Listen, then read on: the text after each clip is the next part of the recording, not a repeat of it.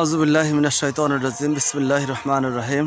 ভিডিওটা যারা দেখছেন এবং সর্বশেষ পর্যন্ত যারা দেখবেন, স্পেশালি ডেস্টিনির সকল সৈনিক ভাইদেরকে আমার আন্তরিক সালাম। আসসালামু আলাইকুম রহমতুল্লাহি ওয়া বারাকাতুহু। আপনারা সবাই জানেন গত 23 তারিখ আমার আম্মা মারা গেছে, যার কারণে আমি ডেস্টিনি বিষয়ে কোনো ভিডিও করি না, আপডেট দিতে পারি না আপনাদেরকে। আর এই মাঝখানের 28 তারিখ যে ডেট আপনারা জানেন, আমাদের রায়ের ডেট, আমাদের টি প্লান্টেশনের মামলা যে রায়, সেটা 28 তারিখ, যার কারণে মাঝখানে কোনো আপডেট নাইও। যতটুকু আছে সাংগঠনিক সেটা আপনাদেরকে দেওয়ার মতো না। ইনশাল্লাহ যোগাযোগ চলতেছে। ইনশাল্লাহ যারা সুযোগ থাকে ইনশাল্লাহ 28 তারিখ ঢাকাতে আসবেন দায়রা জজ আদালতে, ওখানে রায় কি আসে ইনশাল্লাহ আমরা আশা করতেছি আমরা ভালো একটা রায় পাবো। ওখানে একটা বেকসুর খালা যদি আল্লাহ দেয়, অনেক স্যারকে আল্লাহ দেয়, যদি হয় ইনশাল্লাহ তাহলে আমরা সাথে সাথে পাবো।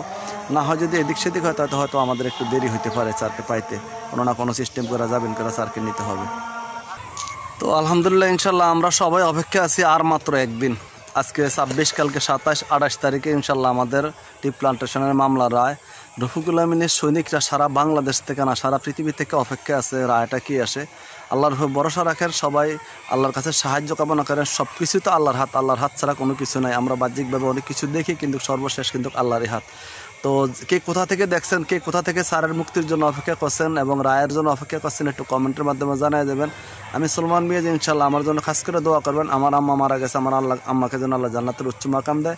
ইনশাল্লাহ মানুষ এবং মাখলুকের কল্যাণে কাজ করতেছি, সেই বিদায় আজকে ভিডিওটা করা। কারণ অনেক মানুষ অপেক্ষা আছে, হয়তো মাঝখানে কোনো আপডেট আছে কিনা জানার জন্য চেষ্টায় আছে, কিন্তু আসলে মাঝখানে কোনো আপডেট আমাদের নাই। কারণ হলো আমাদের যখন 11 তারিখ রায়ের ডেট দিয়ে দিয়েছে, তখন থেকে আমাদের মাঝখানে কোনো আমাদের আর আপডেট নাই। কারণ যেগুলো আছে চলমান আপডেট, এগুলা ভিতরের খবর আমাদের সাংগঠনিক যারা আছে, ইঞ্জিনিয়ার শহীদ ভাই সহকারে, তারা এগুলো জানে বা কার্যক্রম করতে আছে। আর তেমন কোনো কাজ নাইও, আপনারা হয়তো বা এটা বুঝবেন।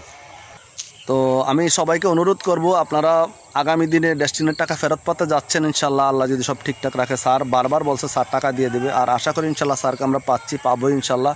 আর যদি টাকা আপনি পাইতে চান তাহলে সঠিক তথ্যর দরকার। আপনার সঠিক তথ্যের জন্য আপনি আমার এই চ্যানেলটা সাবস্ক্রাইব করে রাখবেন, সঠিক তথ্যের জন্য আমার এই পেজটাতে ফলো দিয়ে রাখবেন, সঠিক তথ্যের জন্য সোনাল মিডিয়ার সাথে যোগাযোগ রাখবেন। আপনাদেরকে অনুরোধ করছি লাইক শেয়ার কমেন্ট করে আমার এই আইডিটা ছড়াই দেন।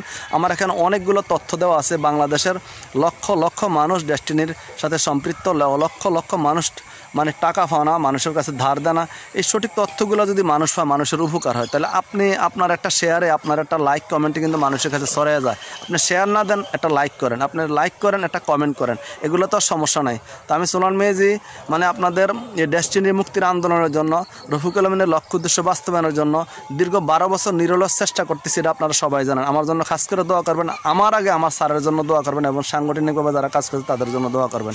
সবাই ভিডিওটা শেয়ার করে দেবেন, এটাই আপনাদের কাছে অনুরোধ রইল।